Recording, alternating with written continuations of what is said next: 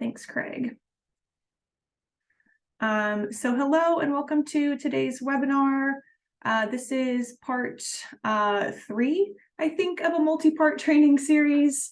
You may have joined us last week for part 1 of a compliance basics training for the CoC program. The week before, or maybe the 2 weeks before, we did a training on internal monitoring strategies. So this is a continuation of that series on compliance basics for CoC programs in the Texas Balance of State. If you are not a currently funded CoC recipient in the Texas Balance of State, you are welcome to stick around for this training, but I don't know how helpful it'll be for you. So with that said, we have a lot to talk about today, so we're going to dive right in. A couple of housekeeping items. This training is being recorded. We will send that training out a little bit later today, along with all of the presentation materials. And then if you have any questions throughout this presentation, we're going to have some time at the end for Q&A, but please feel free to ask questions throughout the training and use the chat box, and we will let you know if we'll answer them in writing or verbally. So with that, we're going to dive into the content of today's training. And while we're introducing ourselves, we would love to hear from y'all. So in the chat, please respond to these 3 prompts so we can get a feel for who is in the room. If you can share your name, your organization, and the community that you work in, we would love to hear from y'all. So while those responses are coming in, I'll go ahead and introduce myself quickly. I'm Rogers. I'm the CoC Programs Manager with Texas Homeless Network. If you've made it to the thing, you probably know me and probably received communication from me. But with that, I will let Axton introduce himself, and then we will be joined a little bit later by Jim Ward. Oh, I see he's online, who will be introducing himself also. All right, hello everyone, good morning. Yes, I'm Axton Nichols, I'm the CoC Performance Coordinator, and we'll be helping with this training. Hey, good morning everyone. Jim Ward, Director of Planning here at THN. Thanks, y'all. So our contact information is here on the screen, but again, if you've found your way here, you probably already have it. This will be available for download in the presentation that we send out. So in today's session, we're going to be talking about rent reasonableness and fair market rent and what those requirements look like for the CoC program, and then take some time to talk about housing quality standards as well and what that process should look like for the CoC program, and then a little bit on program exits and termination, which we started that conversation last week and we'll be finishing today. And thanks so much for everyone who's introduced themselves in the chat. It is great to have you here. I'm going to pass it over to Jim to talk about public comment opportunities before we get into the bulk of today's session. Hey, y'all. So we talked about this on the 9th. We do have a number of policies that are relevant to the Continuum of Care program up for public comment right now. If you visit the Texas Balance of State public comment portal, and we'll make sure that goes out in the resources, you'll find 5 policies as they relate to both the Continuum of Care program competition, but then operations of Continuum of Care program grants. So if you're relatively new to this process, right, every year we host an annual competitive application process. The 4 policies there under competition policies are the guiding documents for how that process works. So reading those documents will give you a fairly decent understanding of the process. Of course, there's a lot that goes into that, as most folks on this call are probably aware. And we're looking forward to that getting started a little bit later this year, probably sometime after May, June, July, or August, somewhere in that kind of 3-month window. So I won't spend a whole lot of time going into these. Some of them are edited though, just for like grammar and updating staff that, certain things go to, or who is responsible for which pieces. But some of them have fairly significant revisions, such as the reallocation policy and procedure. So I would invite you to take a look at those. They have a summary document on each policy, so you don't have to read the entirety of the, sometimes 12, 15-page packet. You can read the first, 3 or 4 pages and get an idea about what's happening with that policy, what changes are being proposed. And that significant change policy is really just a way to bring transparency to the process that recipients can use to request changes to their grants that are considered to be significant by HUD. And the policy lays out kind of a laundry list of things that we would also consider to be significant. Things like, changing to a target subpopulation, or budget amendments over 10%, or removing components, adding budget line items. That sort of thing is kind of what we're talking about with this policy. Again, that one's a lot shorter, and it did not previously exist. The intent is, again, to bring some transparency to that process. If you have any questions about any of these policies, whether you make public comment or not, you're welcome to reach out to me directly, jim@thn.org. I'm the staff point for all of the documents on the public comment portal right now. And I hope that folks take the time to read and understand if you don't submit public comment, but would love to hear from the current recipients about what we're proposing. And with that, I think I will pass it back to Hope. Thanks, Jim. I think Axton is up. All right, yeah. So getting into the kind of meat of this training here, we're gonna start by talking about rent reasonableness. So what is rent reasonableness? So basically, it's used to ensure that units supported by CoC or other grant funds are not more expensive than similar units that are being supported without grant funds. So we have the federal regulation cited there, but it says CoC funds may only be used on a unit if the rent is reasonable as determined by the recipient or subrecipient, taking into account the unit's location, size, quality, amenities, facilities, management, and maintenance. So generally, rent reasonableness is most important when discussing like units that clients will be utilizing. Technically, rent reasonableness also applies to any kind of structures or units being paid for CoC funds. But for the most part, this is really just a concern when you're trying to get clients housed into like apartments. So when should rent reasonableness be determined and documented? So this is very important that rent reasonableness needs to be determined and documented before a lease has been signed and before any CoC funds are expended. So you have to sign it before the initial lease at that lease up time. And you're also required to do another rent reasonableness check when you're doing a renewal of a lease. So once someone has been in housing for a year and their lease is coming up for renewal, you would need to check that even if they are staying in the same unit, you would need to check that that unit would still be classified as reasonable with regard to the rent. Recipients must also have consistent written policies that define the project's policies and procedures for determining and documenting rent reasonableness. This is usually something that HUD will check for if you're ever being monitored. So there's one reason to have it. The other reason to have it is just because it's helpful and required.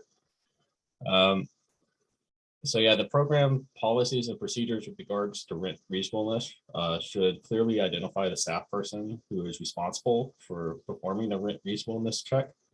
So it's possible maybe there's one person at the agency who is staffed with performing all the rent reasonableness checks, or maybe a specific case managers are responsible for that for their clients. Either of those kind of arrangements would be fine, but it is important that those roles are clearly identified and assigned in your policies and procedures, so there's no kind of confusion on who is supposed to be doing that. And then your policy should also clearly define what exactly is considered reasonable.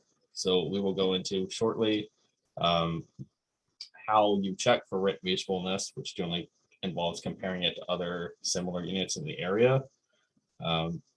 But you will also need to specify, like if you're taking an average price of similar units, you would need to specify kind of what the cap is. Like, are you considering reasonable nothing above that average price? Or maybe you can go $50 above that average price and still be considered reasonable.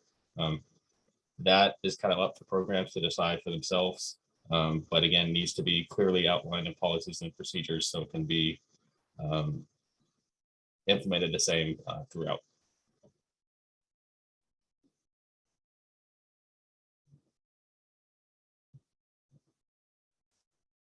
So this slide will go into how to determine rent reasonableness and how to document that. So there are kind of two main ways to confirm rent reasonableness. One would be to obtain written verification from the landlord or property manager on their letterhead, affirming that the rent is comparable to current rents or being charged for similar unassisted units by similar units owned by the same management or property owner. So that's one option. Just get a letter from the landlord property manager just attesting to the fact that that the price being charged for that unit is the same or similar what they're being charged for units that are not using CoC funds. The other way to do a reasonable check, and maybe the more common way, because you don't have to necessarily rely on a landlord to get you a letter, would be to use a rent reasonableness checklist and certification form.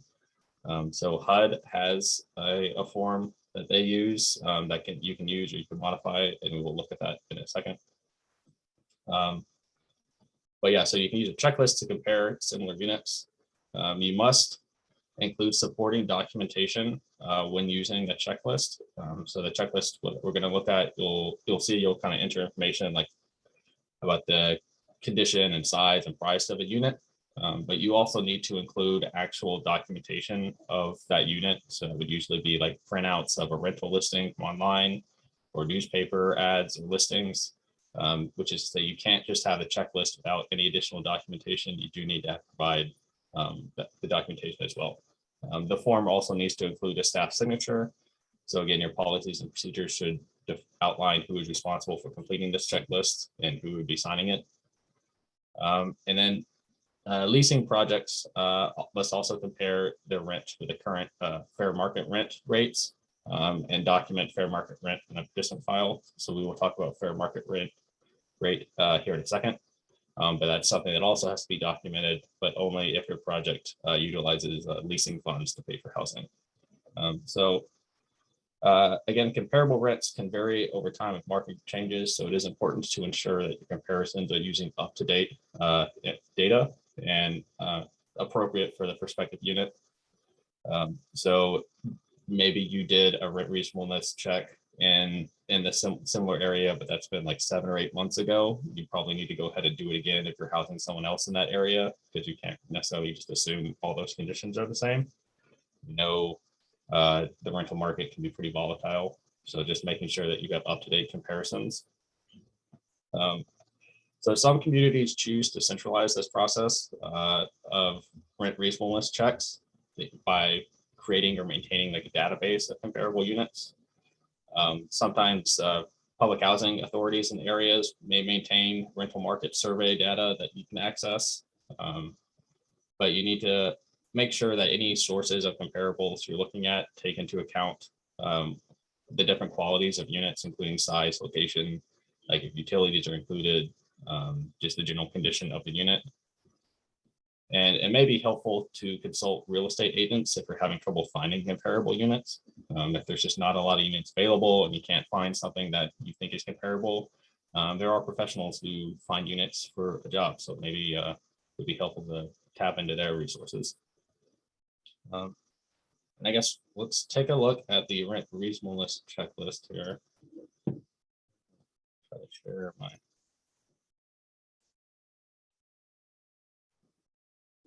All right, so I guess can everyone see that? Yes. All right, so again, this is a checklist from HUD. So you can use this as is or kind of change it, modify it a bit. So on this form, you can see there's a column here for the information about the unit that you're thinking about the moving the client into. And then we have 3 other columns for comparable units. So you can see again, kind of all of the different characteristics you need to be considering when finding comparable units. Comparable units don't necessarily have to be identical across all these categories, but they should be broadly similar. Like if you have one unit that's 750 square feet and one that's like 800 square feet, like that's not a big deal, but try to make sure they're as similar as possible. So again, you want to check, you write the address of where the unit's located, kind of the size of the unit, bedrooms, square feet, the type of unit. Is it a apartment building? Is it a single family home? Is it a duplex? The housing condition, location, any kind of amenities.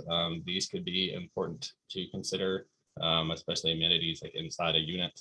But unit provides like a washer and dryer, for example, that's, and another unit doesn't. That's something worth noting. It's the age of the unit, again, utilities, and whether or not the utilities are covered by the rent or if that's the responsibility of the tenant. And is the unit handicap accessible? And then you'll want to record the rent, what would be charged for the rent. There's kind of simple calculation that occurs to determine at that point if the rent is reasonable.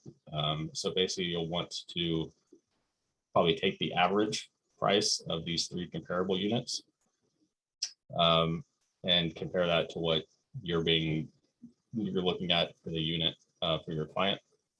So when you also need to consider utility allowance, if utilities are not included in the price of rent, then there is a certain utility allowance that can be added on top of the rent.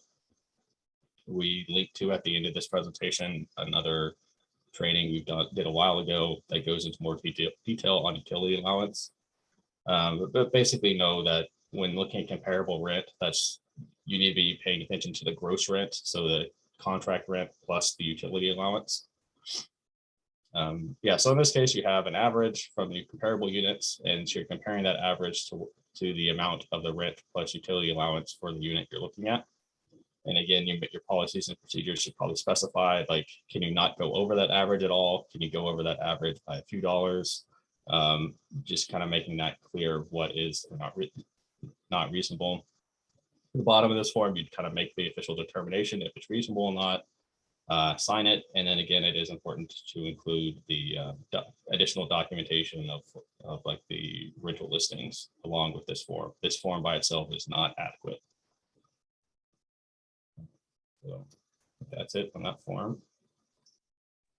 Hey, Axton, can you pull it back up for just a second? I wanted to highlight something really quick that you had started to touch on, but I just wanted to go a little bit more detail into that form. Thank you. So at the bottom, part B, so Axton mentioned you do have to certify whether it is or is not reasonable. If through this process you determine it is not reasonable, then that you cannot spend as CoC funds on that unit, which sounds really straightforward. However, we have seen folks who have checked that it was not reasonable, whether that was an error or on purpose, and then still use that form. So if through this process you determine that it is not reasonable, you need to identify a new unit. The completion of this form, along with the supporting documentation, isn't sufficient. It needs to be completed and certified that it is reasonable. So I just wanted to highlight that really quick. I know that's really straightforward, but I think it's something worth mentioning, especially if you are new to this process. Thanks, Axton. I think that is all I had for that. I will go back to the PowerPoint for you. All right, hopefully everyone can see the PowerPoint. I think we're on to the next slide at this point. All right, so briefly here about fair market rent.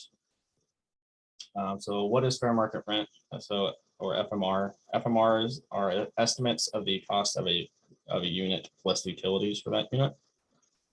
FMR is determined by HUD annually based on a standard calculation, and those determinations are posted online annually. There is a link at the end of this presentation that links to HUD's website where you go to check for FMRs.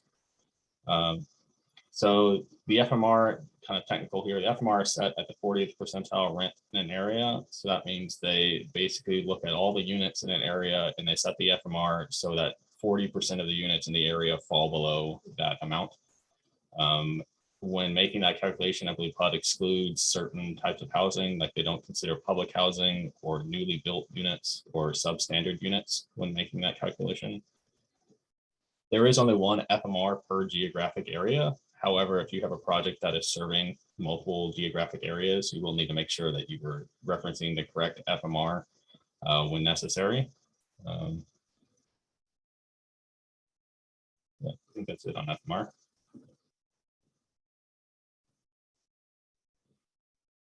All right, so your relationship to FMRs and fair market rent or fair market rent and rent reasonableness is going to vary slightly between different project types. So when CoC funds are used to pay for a participant's unit, the unit must meet the following standards dependent on project type.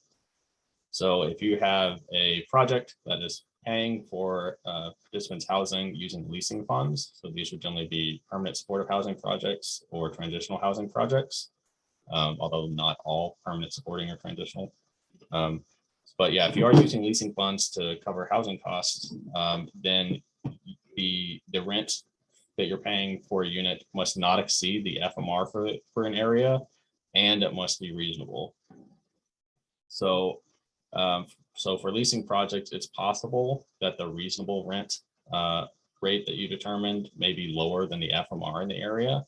I'd say that's maybe not very common, but it is possible. And in that case, the reasonable rent would then be kind of the max that you can spend on the unit and not the FMR. Also for leasing, if the gross rent for the unit is reasonable but exceeds FMR, technically CoC program recipients may use CoC leasing funds to pay a portion of that rent, but you would have to find another source of funds to cover the difference, the amount of rent that's over FMR. I think it's fairly uncommon for programs to try to even access these type of units because, again, you can't use CoC funds to pay for any unit that's over FMR. So, for example, some projects have participants pay a portion of rent, but that rent paid would count as program income, therefore part of this CoC funds basically. And so again, funds that cannot be used to pay for rent over FMR. So all of that's kind of a big caveat that technically you can use CoC funds to pay a portion of rent for an more expensive unit, but you would have to find a different source of funds to cover the difference, and most projects don't bother with that. So the other type of way to pay for a unit would be with rental assistance funds. So these would generally be permanent supportive housing projects or rapid rehousing projects. So when you are paying for a unit with rental assistance funds, the unit price can exceed the FMR as long as the rent is still reasonable. However, your contract budget is calculated based on FMR. So you may be familiar when you're applying for these grant funds, the amount of funds available to you for rental assistance is going to be in proportion to the number of units you're saying you're going to serve times the FMR in that area, basically. So technically you can pay for a unit that's reasonable, but over FMR in this case, but you may end up not being able to serve as many units doing that. Like if all of your units happen to be over FMR and the amount of money you were given was based on that FMR, you're not going to be able to serve as many units as in your application. Yeah. Thanks, Axton.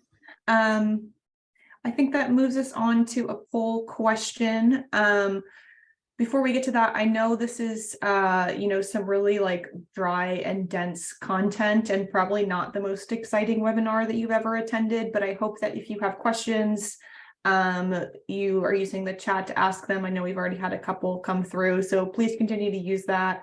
We'll have time at the end, but stick with us. We're about halfway through.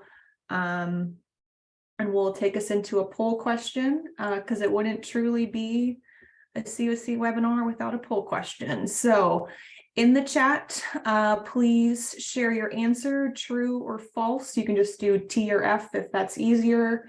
And the question is, Inspectors must be certified by HUD to complete a housing quality standards inspection checklist. So we'll give folks just a couple minutes to answer this in the chat. I see some responses coming in. Thank you for being brave. Yeah, false, I hope. It's generally my approach to answering questions. All right, looks like we've had quite a few folks respond. Thanks for participating. So we're going to reveal our answer. This is a little bit of a trick question. Oh, I'm going to back this up just a little bit. So if you said false, you were correct. I don't think anyone said true, but if you said true, you were also kind of correct as well. But the answer is no, you don't need a certification to complete the housing quality standards checklist in and of itself. So if you said false, you are absolutely correct. However, a piece of that checklist in certain scenarios is completing a visual assessment or inspection of lead-based paint, and that does require a certification. So partially true, partially false. We'll talk a little bit more about what triggers that visual assessment here on the next couple of slides. But I think in short, to complete that inspection in and of itself, no certification required. The tool is pretty straightforward. There's actually two versions of the inspection checklist. This one we have on screen here at 52580-A. This is the checklist that includes instructions for the inspector. There's another version of this tool that doesn't have the instructions, it's just the checklist. So if you've never seen this version, I would definitely recommend spending some time with this and looking through those instructions because they're really helpful if you are just coming into this work or if you've been doing it for a while and want to brush up on that skill set. But in general, the form is pretty straightforward, and we'll talk about that here on the next couple of slides. Thanks again to everyone who participated in our poll question. So moving on, what are housing quality standards? The name is pretty straightforward. They are the basic quality and habitability standards that a housing unit must meet in order to be eligible for payments made with CoC program funding. So per the regulations here on screen, all units must be physically inspected and pass HQS before rental assistance or leasing payments can be made with CoC program funds. Additionally, the inspection must be completed annually at minimum for the duration of assistance, which is typically done at the time of lease renewal. I would recommend doing this before lease renewal so that if there are issues identified, you can either get out of that lease or work with the landlord to resolve those before that lease is signed. Though there's no specific requirement that it is done at any particular time other than before the lease is signed and annually. But definitely a best practice is to do that before that lease is signed so you can address any issues before you lock yourself into another year with that landlord. And so how are these standards determined? That is through completing the HUD inspection checklist, which I am going to pull up here on screen, hopefully if it will let me, and walk through that together. Give me just a second.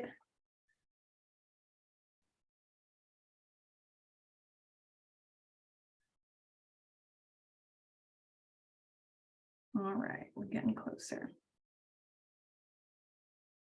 All right, so this should be a form that is familiar to many of you. This is the inspection checklist. It is the same one that is used for the Housing Choice Voucher Program. It is the one that's linked directly into the CPD notice that requires or that states that this is a requirement. Looks like Axton dropped it in the chat. I believe that's the version with the instructions. Again, they're both the same. One has more detail than the other.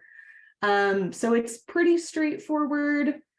You're going to fill out some information on the family who's completing the inspection, some general information on the unit, so address, number of people in the family, number of children, information about the owner or landlord, and then you're going to identify the type of housing that is most appropriate for that unit, whether it's a single family home or a multi-unit complex or a duplex.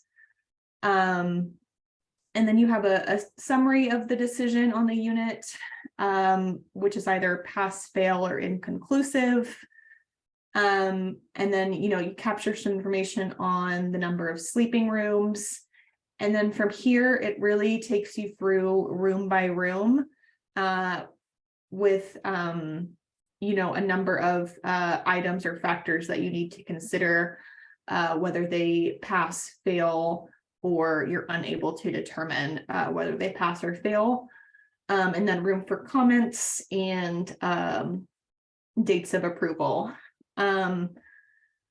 So I would, again, really take some time to look at the instructions to see exactly what items you're going to be looking for with each of these sections, so that you have a good idea before you ever go into a unit to inspect it of exactly what you're looking for.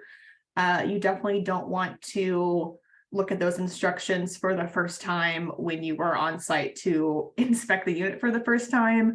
That's something that you're going to want to make sure you are prepared to go into. Again, it should be a really straightforward and a pretty simple process, though I remember, the first time I looked at this as a case manager and wondering what exactly I got into. But once you do it a few times, it's really just second nature from there. So you just go through room by room, starting with the living room onto the kitchen.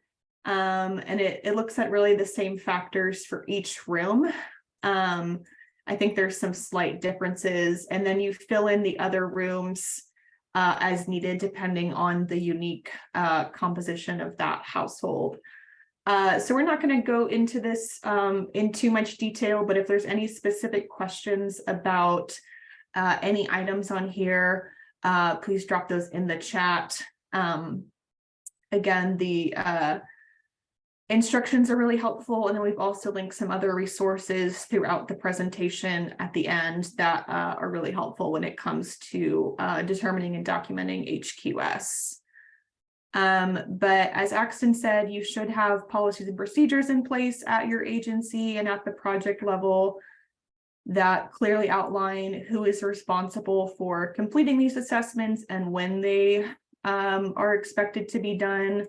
And these should be completed in alignment with what your policy states. So in most scenarios, that is, the case manager assigned to that household. In other scenarios, there may be one person who's responsible, but that's probably a less likely scenario.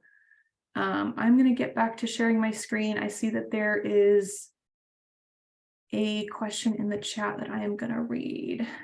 Let's see. So John asked, HQS are typically performed annually. However, they can be requested by a participant during their lease / during enrollment. Yeah, so this is a great question.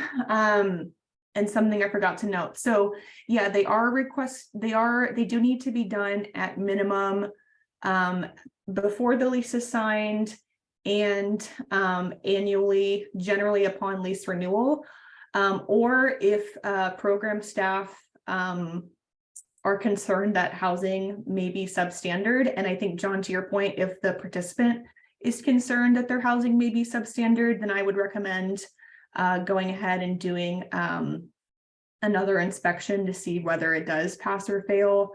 So it can be done at any time during the enrollment if there is a concern about the condition of the housing. That's a great question.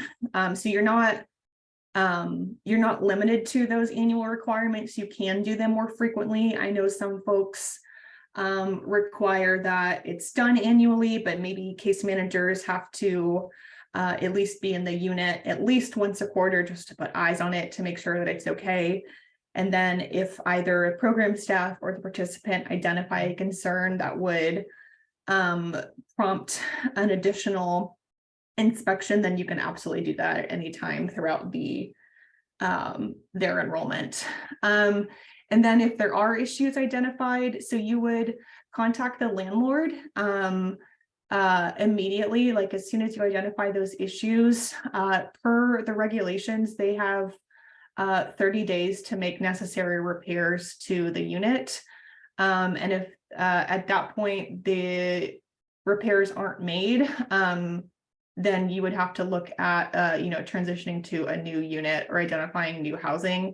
But per the regulations, once there's an issue identified where it doesn't meet standards, that landlord does have 30 days to get it up to habitability standards and quality standards. Great question. Thanks, John. And we can send some additional language about that in our follow-up email as well, just so that folks have it.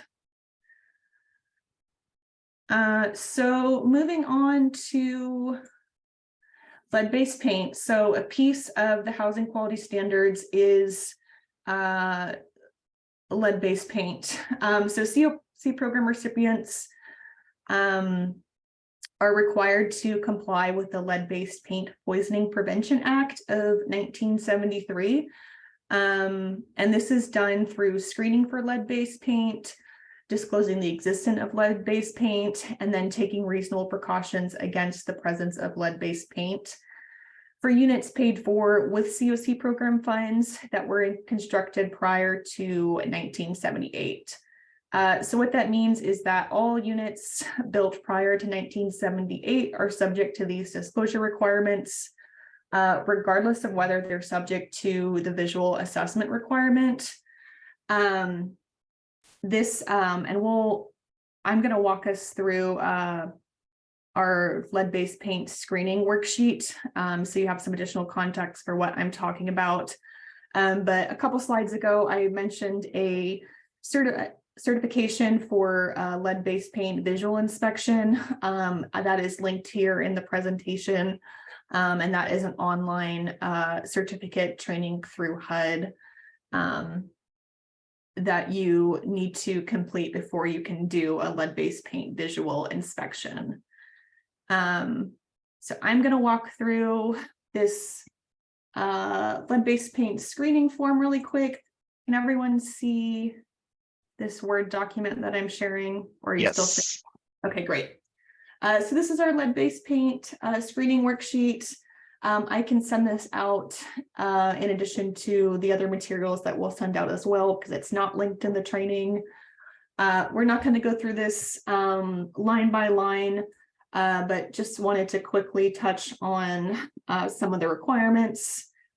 So again, it references, the regulations here and why you're required to do this, and the instructions, which is to retain a copy of this completed worksheet in each participant file.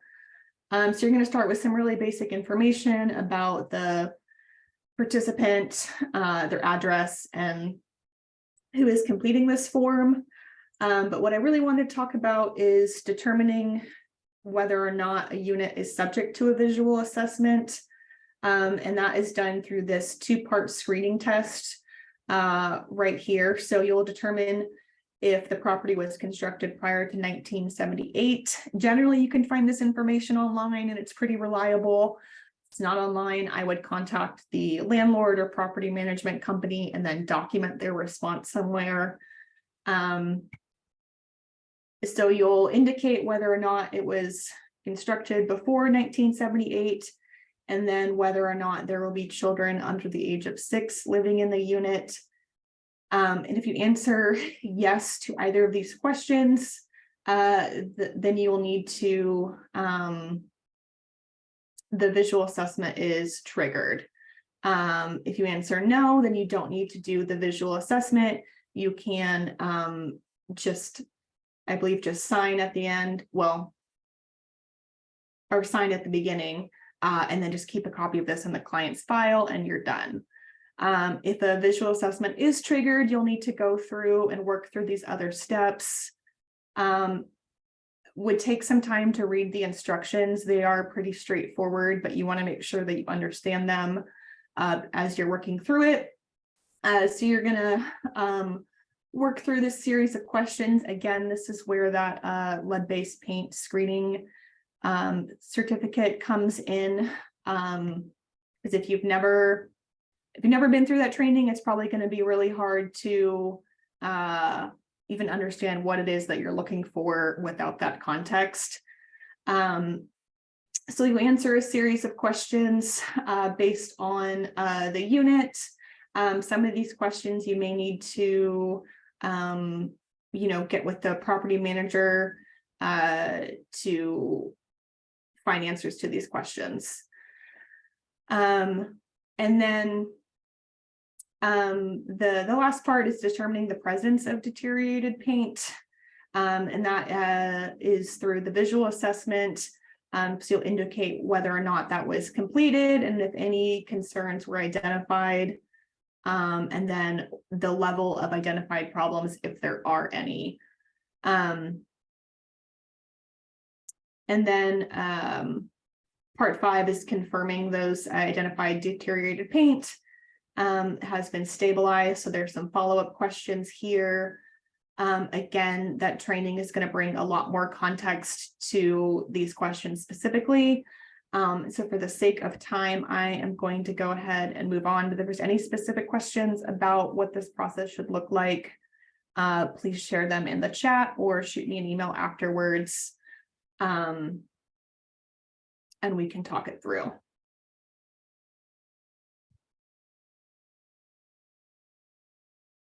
So from here, we are going to take a really hard transition and change the subject a little bit and go on to participant exits and termination,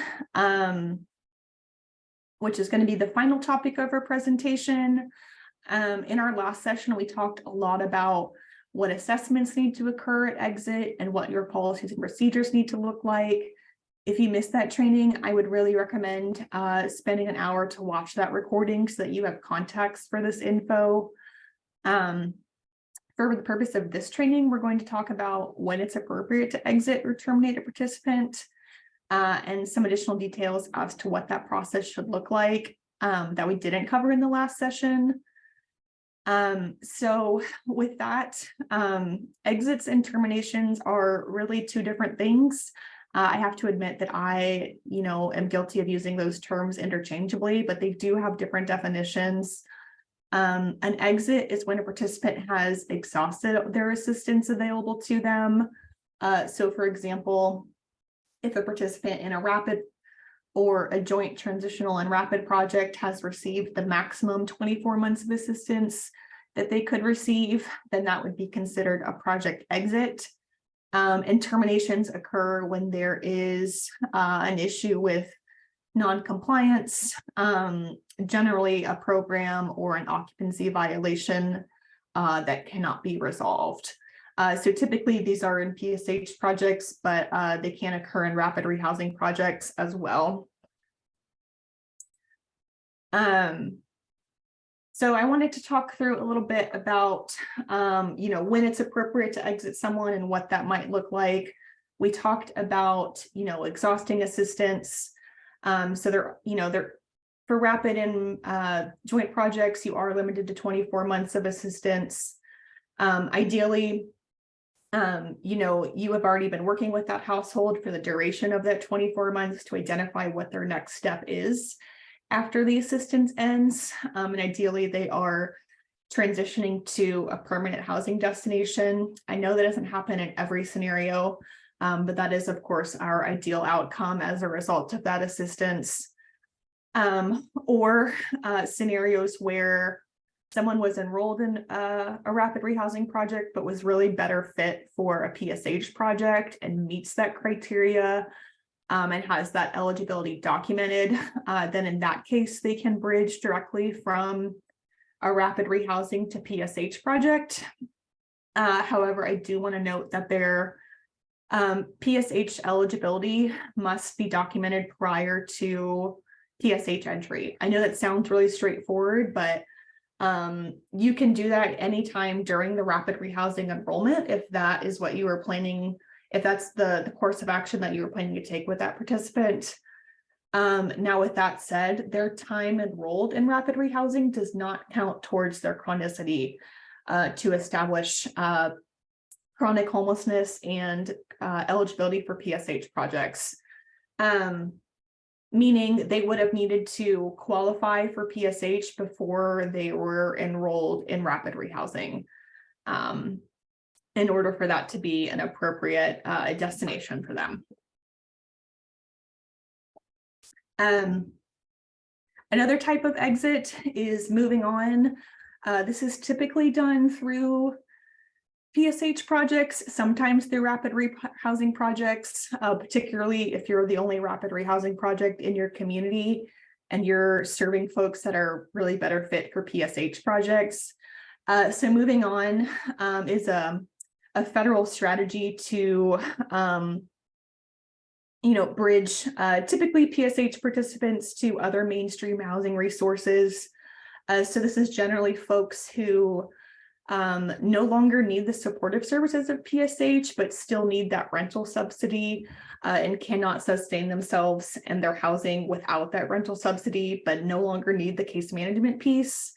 So those folks would be a good fit for a moving on type of exit, which means transitioning to like a housing choice voucher or some other kind of publicly available subsidy. There's a number of emergency housing vouchers available in our community or in communities throughout the state right now. So if those folks are coming from a rapid rehousing or PSH or another CoC program directly from that program into their voucher, that would be considered a moving on type exit, where they're just moving on to another subsidy that is better fit for their needs. That said, I know vouchers are really hard to come by. And these types of exits don't happen as frequently as we would like them to, simply because the limited availability of those vouchers. If you have questions about moving on, I believe we have some resources linked later in the agenda packet, but if not, we will get those sent out as well. So issues for non-compliance would be considered a termination. So these are reserved for the most severe cases. So typically, repeated program or occupancy violations that cannot be resolved through a problem-solving conversation, or scenarios where there is a threat to safety, to staff or other tenants or other participants in the project, are all scenarios where you could consider an exit for non-compliance. Again, these should be reserved for the most severe cases, knowing that if someone has made your way to your program, that's likely the only resource available to that person in your community. So if you're not serving them and through your project, then what is the next step for them? So keep in mind that those exits should really be limited to the most severe cases. And PSH projects are required in our continuum of care to staff those types of exits with THN prior to making a determination. Now, that said, if you were a rapid rehousing project provider, and if at any point you have a question about whether or not it is appropriate to terminate someone, please email us and we will hop on a call and talk that through. I did want to note that, eviction does not have to equal termination. So just because someone is evicted from a property does not have to be an automatic termination from the program. That said, your policies and procedures should clearly define when someone is appropriate for termination, and those policies should be applied consistently and equitably to all participants. So you can't, exit one person for one reason and then not exit another participant for doing that same thing. So make sure that those policies are being applied consistently. Again, we talked a lot more about what your policy needs to look like in the last presentation. So if you missed that, please revisit that training.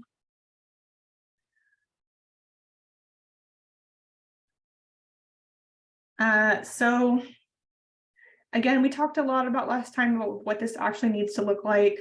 I just wanted to touch on this process pretty quickly. I know we have only about 10 minutes left. I want to make time for questions as well.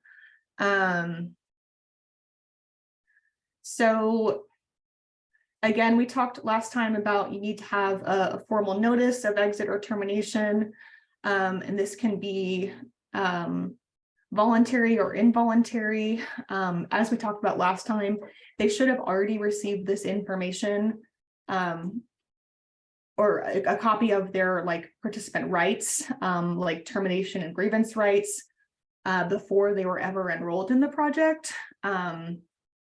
And then they need to receive those again at the time that you were having a conversation about exit or termination. But they do need to have a formal notice. And really, this should never be a surprise for folks. And I just want to say that again, to make sure I get the point across that exit or termination should never be a surprise for your participant, unless there is a scenario where there's a threat to safety that you need to, act quickly on. In those cases, you may not be able to engage in a problem-solving conversation with the participant, depending on the severity of the instance. But generally, if there is other program or occupancy violation issues, staff should have already had, conversations with that person prior to getting to the point of notifying them of their termination or exit.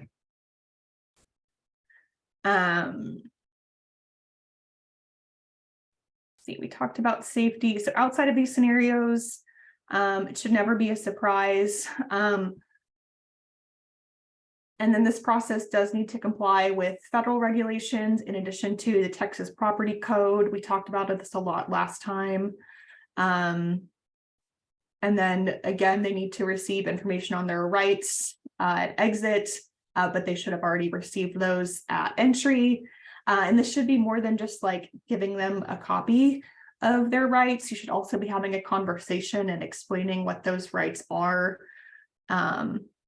and educating them on their rights as well. So a piece of the exit process is the HMIS exit assessment.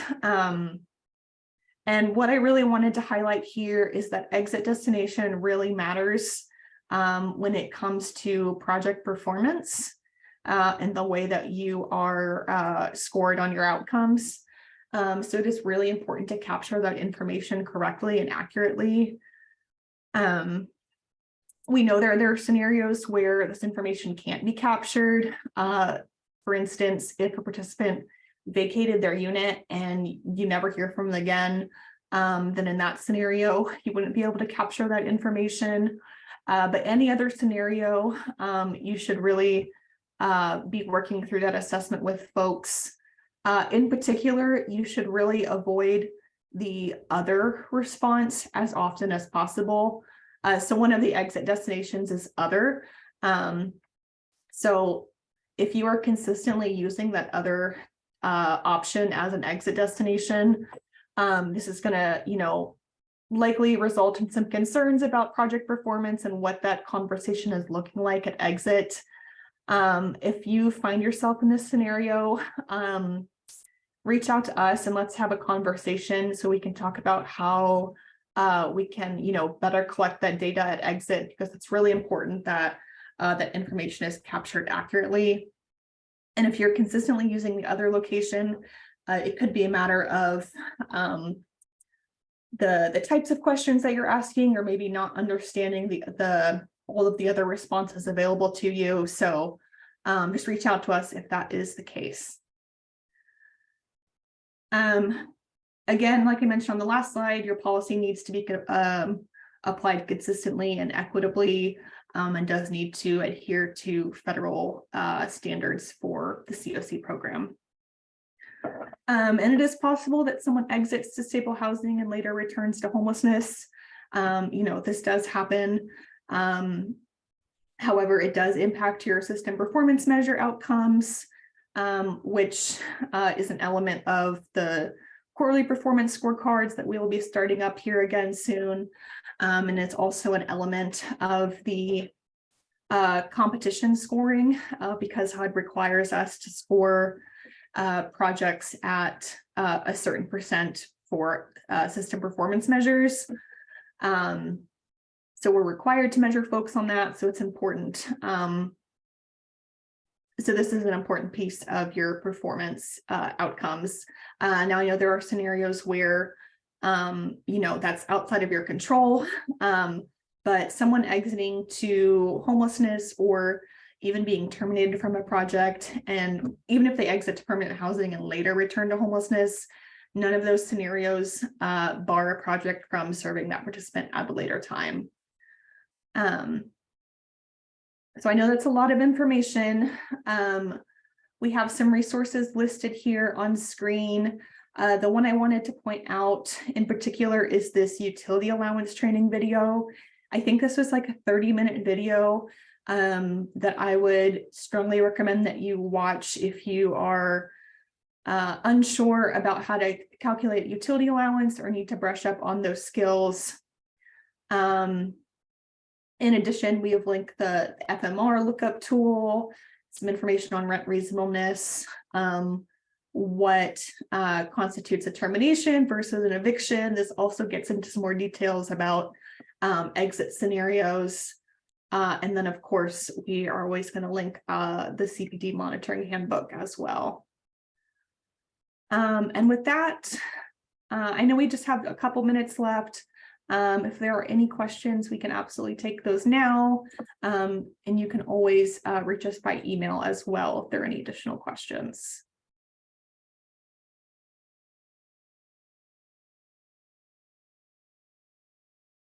I see John has a question. Is it considered an exit if a client moves on from PSH program to assisted living facility / nursing home or independent housing unit paid by a participant? Is consultation required for these types of exits? This is a good question. So I believe the regulations say that an exit is only if termination has been exhausted. Now, because you're a PSH project, there is not a scenario where assistance can be exhausted because it's not time limited. So in that scenario, it's always going to be a termination, but it would be considered a voluntary termination at that point. So you would not need to consult with THN in that specific scenario. But that said, like if there's any questions about what that should look like, definitely reach out to us. The consultation is really required if it's like, well, I take that back. There are voluntary exits that would result in a requirement to consult with us. But if you know someone is exiting to like a higher level of care or to another permanent housing destination, you don't need to consult with us. It's really required if the participant is exiting to homelessness or if you're unsure what the type of exit is going to look like. But that said, like, definitely reach out to us. It doesn't hurt to shoot us an email and let us know what's going on as well, but it's not necessarily required in that scenario.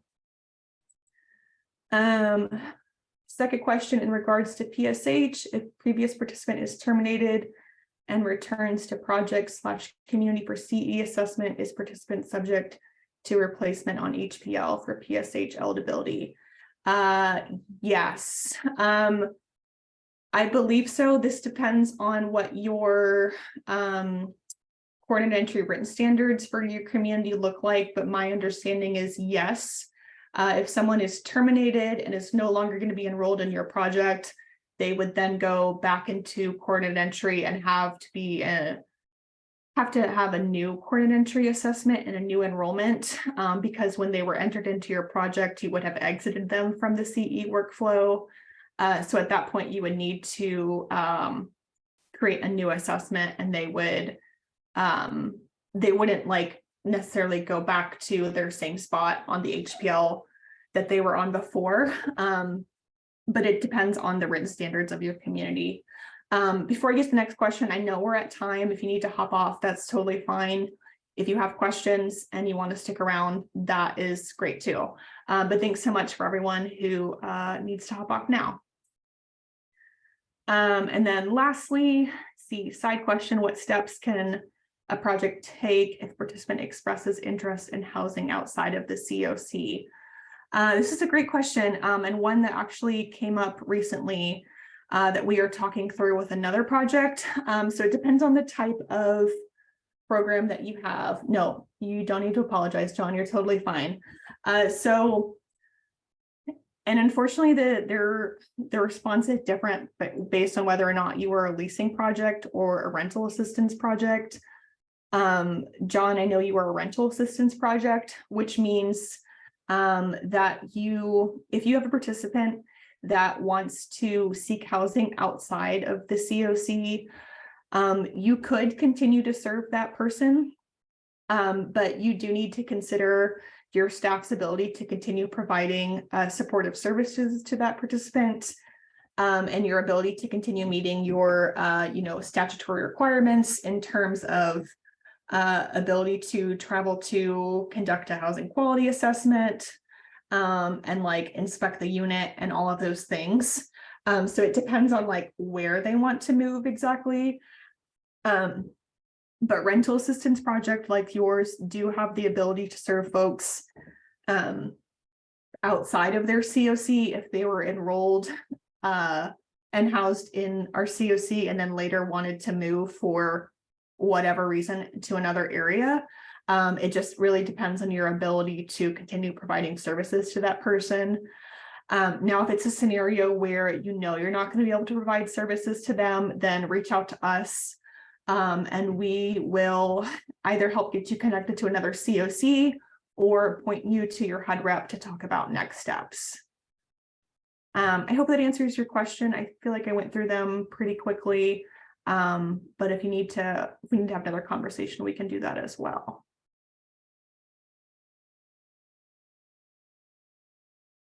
But since we're on the subject, leasing type projects do not have that same flexibility. I know there's a couple leasing projects in the room.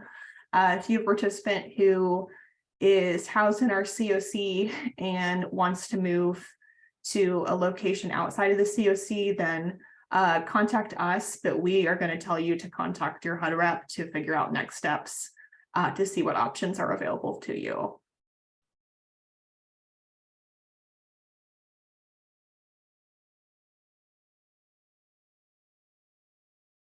I know we're past time. If there's any other questions, we can take them now. If not, we can wrap up. I don't see anyone else typing, so I'm assuming that there's no more questions.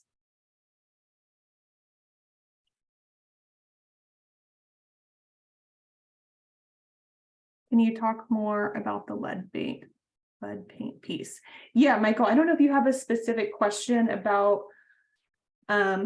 what that needs to look like, or if you have a specific question about that, I can pull up that form again. I can also send out this form in the follow-up email.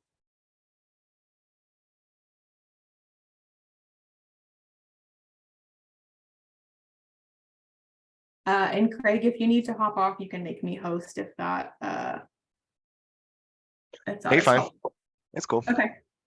Yeah, Michael, I don't know if you have specific questions, but essentially like any property that is constructed prior to, I think it was 19, I don't remember the year off the top of my head.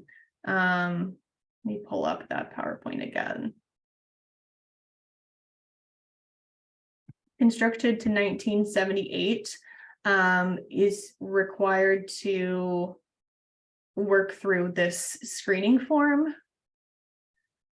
We also have some disclosures. Okay, I understand your question now. So if a visual is warranted, what is the next step? Who completes the visual? Great question. So this would be, it depends on the project. I feel like it's typically the case manager who is responsible for doing the housing quality assessment, would generally also do the lead-based paint visual assessment.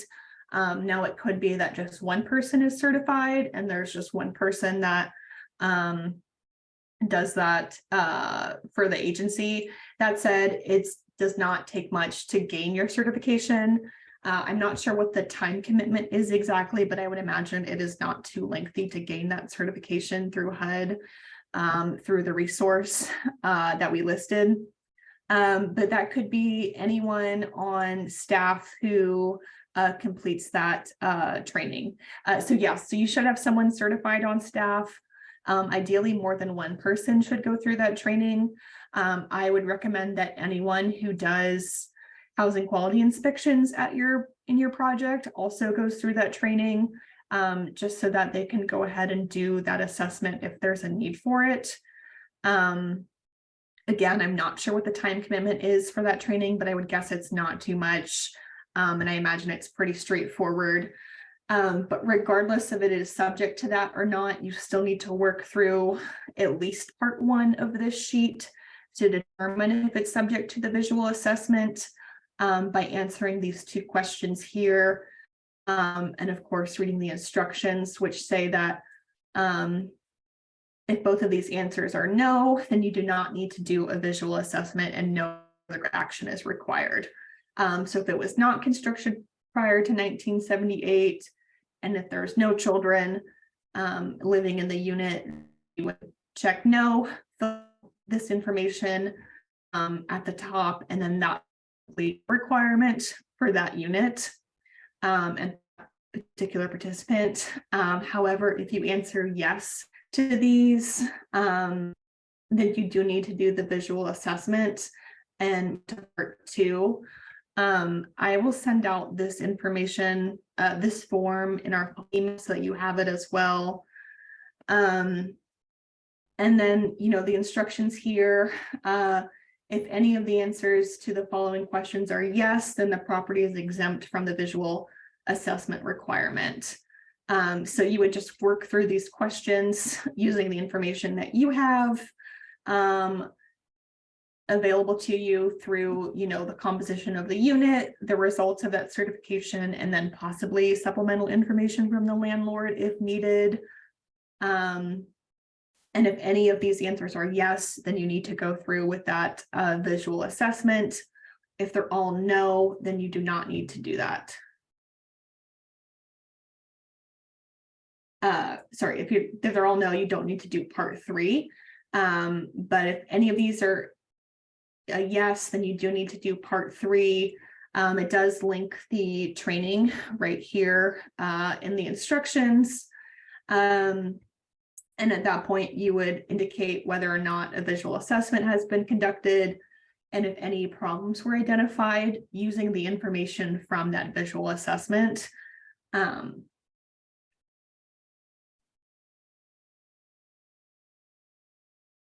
then regardless of your responses to that, you would need to also conduct part 4, which is identifying the level of the identified problem.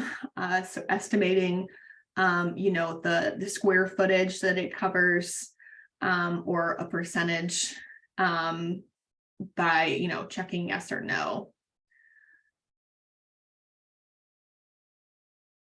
And then from there, you would work through part 5. Again, the instructions are going to be really helpful in this scenario, but you need to indicate if a follow-up assessment has been conducted. And this is confirming that if there is deteriorated paint identified, whether those issues have been corrected, and then if a follow-up assessment is completed and whether the issues have been resolved. and then other questions as well as whether or not it passed clearance. We also have a lead-based disclosure form that I can send out as well that provides information on what lead-based paint is.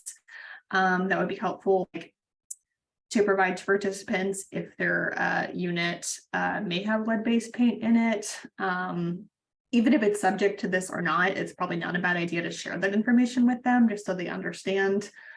But yes, to answer your questions, someone on your staff should be certified, ideally more than one person. But that certification is super easy to gain. So I don't know if you had any other specific questions about what that process needs to look like or when or how. But I think that training is going to help connect some of the dots.